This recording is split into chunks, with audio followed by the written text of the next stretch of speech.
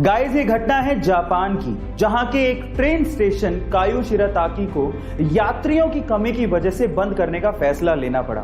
लेकिन जैसे ही वहां की गवर्नमेंट को यह पता लगा कि इसी रेलवे स्टेशन से एक छोटी सी स्कूल जाने वाली बच्ची अपने घर से स्कूल और स्कूल से घर आया जाया करती है, तो वहां की गवर्नमेंट की संवेदनशीलता देखिए। जब तक उस लड़की की ग्रेजुएशन पूरी नहीं हो गई, उस ट्रेन स्टेशन को बंद ना करने का फैसला लिया गया। गाइस, कोई भी देश एजुकेशन से ही आगे बढ़ता है और हर एक सरकार को एजुकेशन के लिए ऐसी संवेदनशीलता दिखानी ही चाहिए। आपका इसके बारे में क्या ख्याल है, चैट सेक्शन में लिखना मत भूलिएगा। 2007 के इंडिया ऑस्ट्रेलिया मैच में क्रीज पर थे सचिन और उन्हें बोल करने के लिए खड़े थे ब्रेड हॉग। हॉग की एक डिलीवरी पे सचिन बोल्ड हो गए। अब यह दिन हॉग की जिंदगी में बहुत बड़ा था क्योंकि उन्होंने पहली बार सचिन को बोल्ड किया था। मैच खत्म होने के बाद हॉग सचिन के पास गए और उन्होंने कहा कि प्लीज आप इस बॉल पे ऑटोग्राफ दीजिए।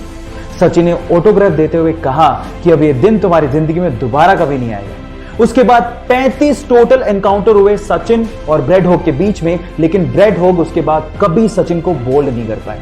अब स्टोरी शायद आपने पहले भी सुनी होगी, मैं आपको क्यों सुना रहा हूं, क्योंकि मैं जानता हूं कि जब आप पब्लिकली कोई कमिटमेंट करते हो तो उसको पूरा करने के लिए जान लगा देते हो। तो आज आपके पास मौका है, इस वीडियो के नीचे आप लिखो कि आप क्या बनना चाहते हो, पब्लिकली बताओ और उसके बाद उसको पूरा करने के लिए जी जान लगा दो। So comment your dream right now. सिर्फ एक मूवी के कमिटमेंट के लिए वो 4 साल तक अपनी फैमिली से दूर रहा। 5 साल तक उसने उस मूवी के अलावा कोई और मूवी साइन ही नहीं की।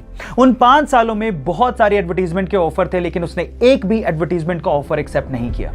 हालात ये थे कि 5 सालों में वो बैंकरप्ट हो गया था। बहुत सारे एडवर्टीजमेंट वाले उसे एडवांस में पैसा देने को तैयार थे। पैसे की तंगी थी, उसके बावजूद भी उसने एक भी ऐड नहीं की और सिर्फ उस मूवी पे ध्यान दिया। फाइनली वो मूवी हिंदुस्तान के इतिहास की सबसे बड़ी ब्लॉकबस्टर साबित हुई। 2000 करोड़ का बिजनेस करके उसने सबको चौंका दिया। गलत किया देवसेना, औरत पर हाथ डालने वाले की उंगलियां नहीं काटते हैं उसका गला।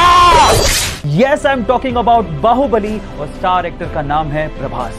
सो गाइज, सीखने लायक ये है, if you are committed towards anything you will be successful one day.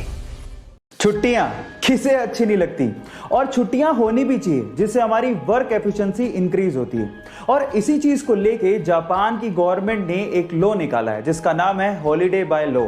अब इस लॉ में क्या होता है मैं आपको बताता हूं। इस लॉ में कुछ ऐसा है कि 2 हॉलीडेज के बीच में अगर एक वर्किंग डे आ रहा है तो वो working day by default holiday बन जाएगा। मतलब ये है कि 2 छुट्टियों के बीच में अगर कोई वर्किंग डे आ रहा है तो वो वर्किंग डे भी छुट्टी में कन्वर्ट हो जाएगा। है ना ये इंटरेस्टिंग लॉ? क्या आपको भी लगता है कि हमारी कंट्री में भी ऐसा लॉ होना चाहिए? चैट सेक्शन में लिखना मत भूलिएगा। दुनिया में ऐसे बहुत सारे लोग हैं जो किसी डिसेबिलिटी के चलते ऐसा सोचने लगते हैं कि वो जिंदगी में कुछ नहीं कर सकते। अगर आप भी उनमें से एक हैं तो चलो मैं आपको एक जिंदा दिल लड़की से मिलवाता हूं। उस लड़की का नाम है जिलुमोल, जो कि केरला के एक छोटे से गांव करीमपुर से बिलोंग करती है। जब ये पैदा हुई थी तो इनके हाथ ही नहीं थे। लोगों को ऐसा लगता था कि अब ये जिंदगी में कुछ नहीं कर सकती, लेकिन इसके उलट उन्होंने कुछ ऐसा कर दिखाया जिससे आपके हौसले भी बुलंद हो जाएंगे। ये एशिया की पहली ऐसी लड़की है जिसके पास हाथ नहीं है और उसके बावजूद भी इसके पास ड्राइविंग लाइसेंस है।